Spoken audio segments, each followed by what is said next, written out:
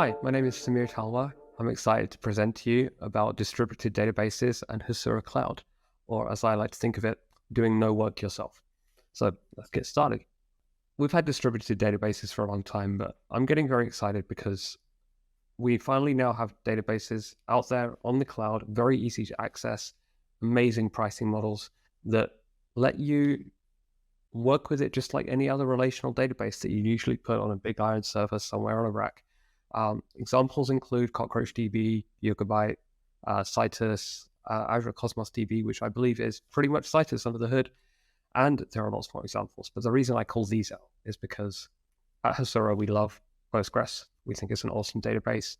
It's the first one we worked with, and all these databases support the Postgres API, which means they pretty much just work out the box. Now, of course, we've had to do some tweaks here and there to support more of each database, but by and large, they just kind of work, and we love it. So a quick explanation of what I mean by distributed. We often mean multiple things, so let's break it down. One example of distributed data is data that is consistently distributed. That is, if we are in the Western Hemisphere and we write some data, and we are on the Eastern Hemisphere and we also write some data at the same time, or rather someone else is on the Eastern Hemisphere. I'm kind of in the middle, and we write data on each side of the planet at the same time.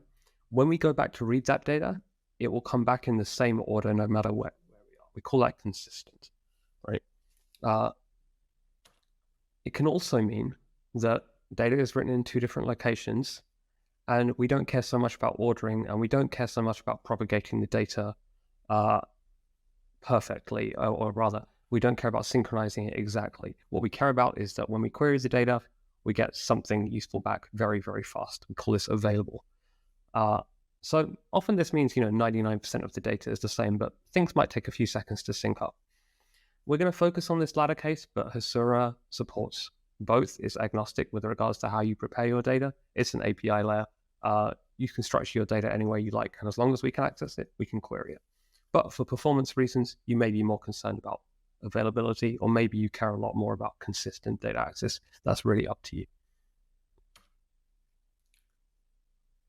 I want to show you something about CockroachDB specifically, which I think is very cool. So CockroachDB knows what a region is.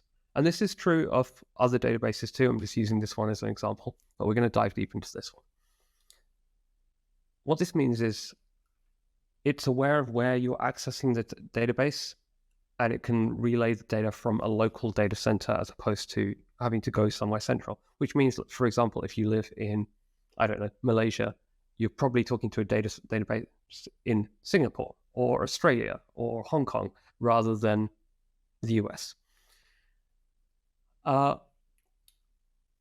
And Cockroach lets you set the locality to something it calls regional by row, which means each row can specify where it's stored. That means there's a special hidden column called CRDB_region. And when you write to the database, or write to the table rather, you can specify the region, or you can let the database figure out just based on where you're writing from. You can also query by region. Now, this is the primary region. The data does get propagated throughout. I think there are ways to customize that, but by default, it gets propagated to everywhere. But when you write to that data center, and then it gets lazily sent out. Usually only takes a few seconds, but you might find yourself querying from another location and not seeing it immediately. So that's why I say it's available, but not necessarily consistent. Very hard to have both. So let's talk about a real problem. Imagine you're building the next massively multiplayer real-time video game. So latency is important, right? As anyone who's played League of Legends knows, every millisecond counts. This means you probably want to match up players near each other so they don't get lag just based on speed of light problems. And you want the data very close to them too. So if we were to model this kind of data in Cockroach, we might end up with a schema, and this is of course very simplified, but we might end up with a schema like this. So this is some SQL that creates a table called player, and you can see there we're tracking the last region, which is of type CRDB internal region. That's the data type that CockroachDB uses for that. That's the last known region of the player, right? And we might update that as people move around.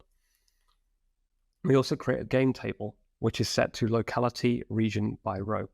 That means it has this implicit CRDB region column, and when you write to the database, it will figure out where that data goes. Okay. So here's some sample data. So here's a player table. You can see the last region column has a few different values. Some of this data is stored in US West 2, some of it's stored in Asia Southeast 1, and some of it's stored in Europe West 1. So this is giving us pretty good global coverage. You know, some people may not be so close to a data center, but definitely closer than if we stored, for example, all the data in the US or all the data in Australia. And our game table is kind of similar. We have this CRDB region column. We also have, you know, a game name, a host player ID. So we have a foreign key here to another table. It's kind of cool. And a start time and end time. Those of you who've used databases such as Cassandra, and I love Cassandra, but it doesn't let you do this, right? You can't do a join across tables very easily. So let's see what a query might look like. Just gonna flip tab. Now let's zoom in a little bit. Here is a query for all the IDs and the names of all the games, right? And that goes back and gets everything we need. And of course, this is Hasura. We can, you know, slice and dice the data any way we like. So I can say, for example, order by the name ascending, right? And that works. But I might only want local data, right? If I'm working with a video game where I only want to see stuff in my local region, well, let's filter by that. So where the CRDB region is equal to, for example, GCP, Europe, what's one? And we only get that data back. This means the data will come back a lot faster, or rather not faster, but the data we do get back will be consistent because this is the primary data set, right? And I picked this region because that's my region. I'm in Europe. Okay. And, you know, you can mix and match your query, make it as complex as you need to. You can add fields, etc. We can even, for example, do the join. Excuse me, wrong button. So, for example, let's get the name of the player hosting this game. I'm join across to the player table. And that's fast too, because the player table is also distributed.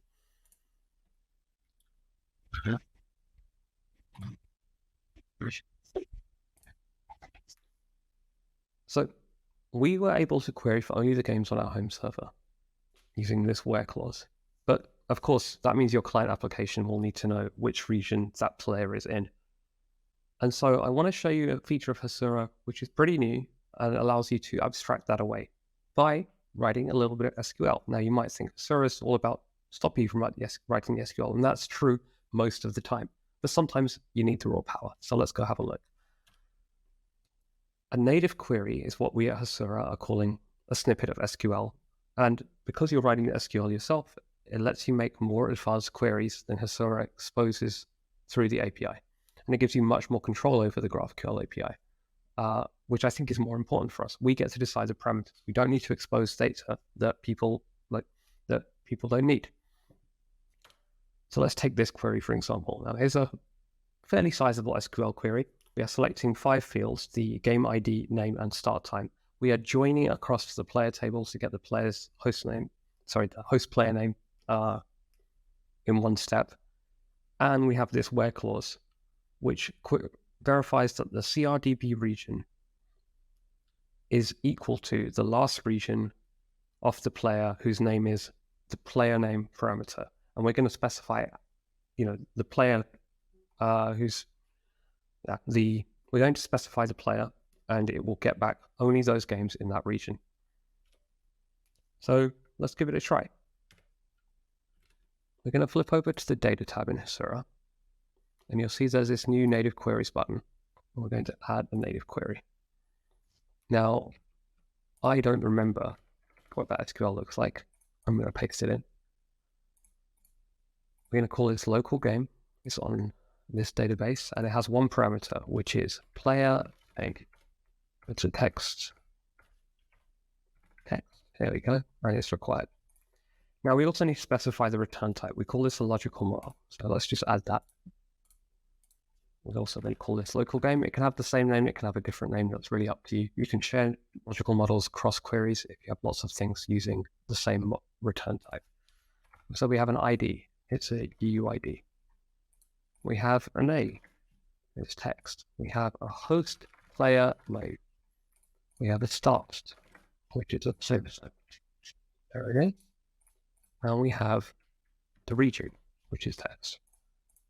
We are converting the region to text because we only have the basic database types in here. Now there are a lot of them, but you need to choose one of them. So let's create that.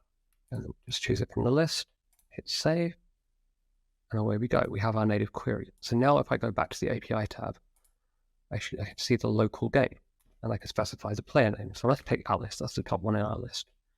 And we can go and get all of the interesting data.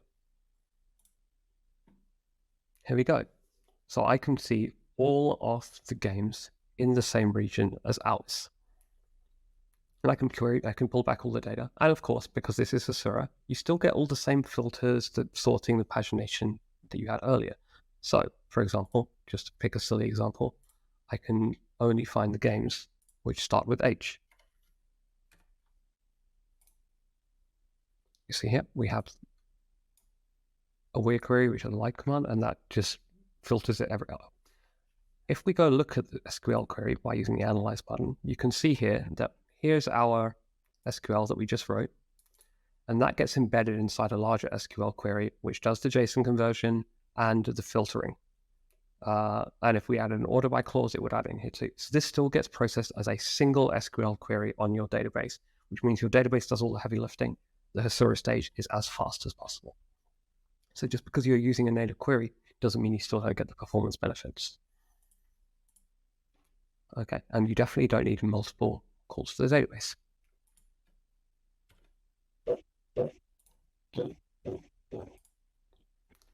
You can imagine how you would take this even further. Now, I don't have time in this talk, but perhaps you wanted the player to be identified by your authentication layer.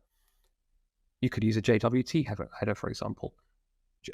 With Hasura's authentication, you can specify any arbitrary header as long as it starts with X Hasura as part of the authentication response. And then we feed that into the Hasura API, and we can use content filtering to make sure that users with a specific header can only see data from that header. And of course, you can manipulate your tables, create views, etc. any way you want.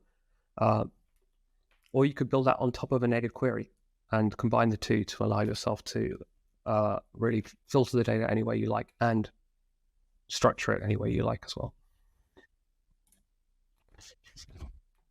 We can see that our data models are getting more complex as we have to do things like support multiple regions with locality and worrying about performance. It gets complex, but that doesn't mean the API has to get complex. With native queries, we could design the API however we like, and then Hasura can still do the heavy lifting, figure out exactly what the client needs, exactly the right data, no more, make the query, turn it into JSON from the output, and push it back to the client. And then the client can, of course, still layer the filters and the sorting and the things they need on top of that.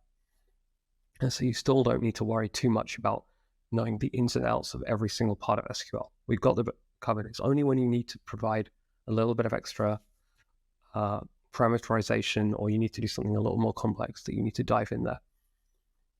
I'm a really big fan of this feature, and I think it makes the distributed databases even more easy to use. So this combo is what I think is wonderful. Like with Hasura Cloud and cloud databases that are distributed by nature, there's really no reason you need to run anything on a local server. You don't really have to worry about any heavy lifting yourself. Your infrastructure goes to easy. And honestly, I think it's an amazing opportunity to just go build things without worrying about exactly how you're going to put this stuff on a server somewhere. So I'm very excited for it. I hope you are too. Thank you very much for your time. Here are some cute mascots, because I think you deserve them.